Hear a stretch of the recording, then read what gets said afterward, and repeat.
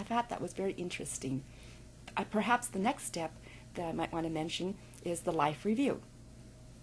And I did not expect there would be a life review. It just appeared. I could have a sense that there was a presence to my, you might say, over here right, or a presence over here to my left.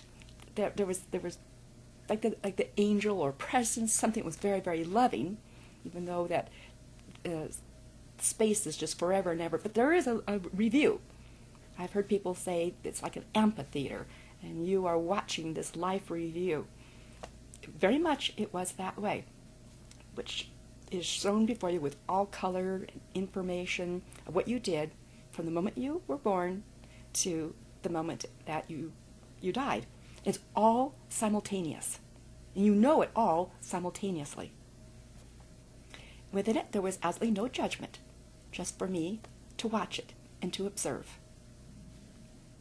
And as I watched my life, what I would like to share as far as illumination or revelation was that I had made some choices that I could have made better in my life, things that I could have enjoyed more, rather than so giving to other people or other situations, that I could have chosen more choices for Jessica and Jessica's joy and Jessica's purpose, and what Jessica could have used her talents for herself more.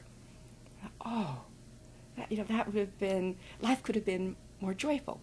So from my passion with animals, passions with travel, passions I have for the environment, I basically, as I mentioned, had put myself to helping others to build their businesses and marketing and networking. I died at 27. So from the timeline of starting to work when you're in your 20s to 27, putting that as the major goal and the major effort, I call it my mind, my spirit, the person who, my ego, building other people up. Oh, I got a joke and say, shoot, I could have had a V8. Whoa, wait a minute.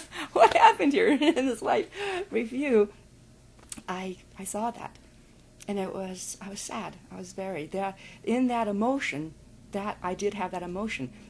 As I mentioned, it was the life review, and then there was a contemplation place, a place of contemplation I feel that I was sent to. Was it fast? Was it speedy? It was just instantaneous. It was in darkness. There was a sense of darkness, of being in a place, and that I was to contemplate what I had seen and experienced. And it was not pleasant. It was like, no, I could have done so much more with my life. And a lot of it was joy. I could have had so much more joy. And the things I could have done, well, let's say I had an opportunity to go to Alaska and I turned it down. An opportunity to go on this excursion. No, I think I have to work. I had an opportunity, and I remember all these different opportunities. And I need to work, I need to do this, I need to do these different things. But I could have done that. And the joy inside of me, the joy of my personality, the joy of who I am. And I hadn't fully chosen that when I was alive. And I was like, no. Then I'm back in front of the amphitheater, and the life review begins again.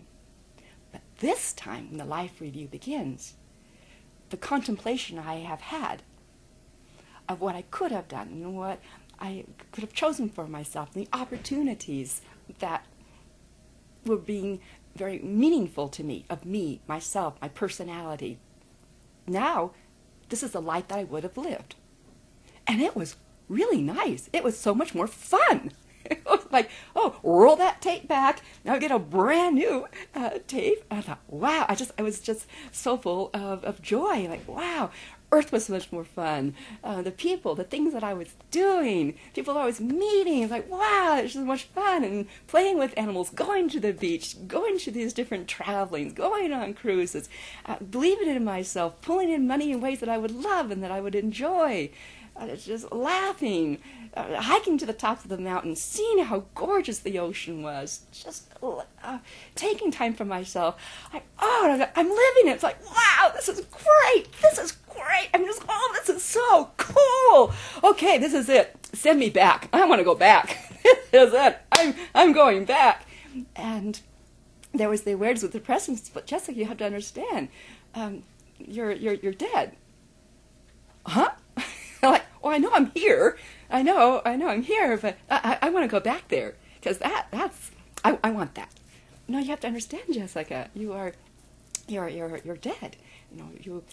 You're here now, and this is to help you understand about life and choices and joys. And okay, I understand that, but I want that. So send me back. Well, we can't. You have to understand. There's no body to go back to. It's so severely injured. There's no body to go back to. Well, I don't care. I don't care. Just get me back there. And so they put me back in the holding tank, as I call, to contemplate. Okay, now I'm in the contemplation of the dark, and then I'm contemplating how wonderful that next life review was. And I'm just screaming out in eternity, even though I'm in this, I call it a contemplation place or booth. No, this cannot be, no. I would call it my own personal hell. There is no judgment, my own personal just sense of, I wasted my life. I wasted it. Now I'm back, and it's a third review. And in this review, it is one in which if I had made those choices, and I had lived those choices, that perhaps the accident would not have happened, because I would have made so many choices that were what I liked and what was important to me, and the people I would have pulled into my life, the individuals that I would have met. I would have believed in myself more, so I would have more like-minded individuals. And the joy that was in front of me was even more intense and exciting, and you might call it liberating and beautiful, and scenes that would have in earth where even the trees were even greener and more fun, and the sounds and the sights. But then if the accident had happened, the people I would have met, married, getting married, things that I could have created, talents, and I'm like, wow, I really like this thing. Okay, this is good. This is really good. I like this. This is good. Okay, I am ready. I am ready to do this life.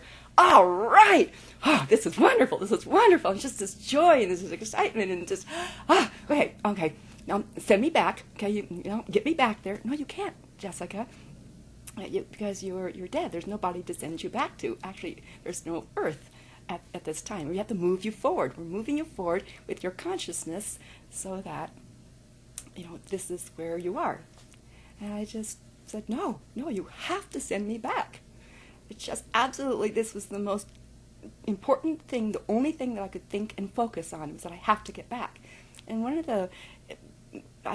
to explain in a unique way, the awareness was your consciousness still isn't high enough to get you back, and the level where you are in this, I call it a dimension, it's not a high enough consciousness to get you to that place.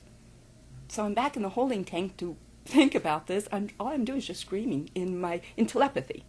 It's just like, no, there has to be a higher power to get me back. There has to be a higher power. There has to be a higher power. There has to be. And knowing it, not giving up. And in that illumination of just, I have to get back. That is the only thing that counts. Then instantly, everything changed. Everything, I was not in that realm anymore. I was in a totally different realm. And that is the one which was pure, absolute, complete, non-ending light of all love. And now I'm a small speck again in this eternal massiveness, and the illumination was very much the sense that this was of creation, of all that had ever been created, in that sense of, all galaxies, all time, everything you could see from the Hubble telescope into the beginning of the Big Bang that you might sense or see. No edges, but you could feel all the creation. So I hope that answers that particular question.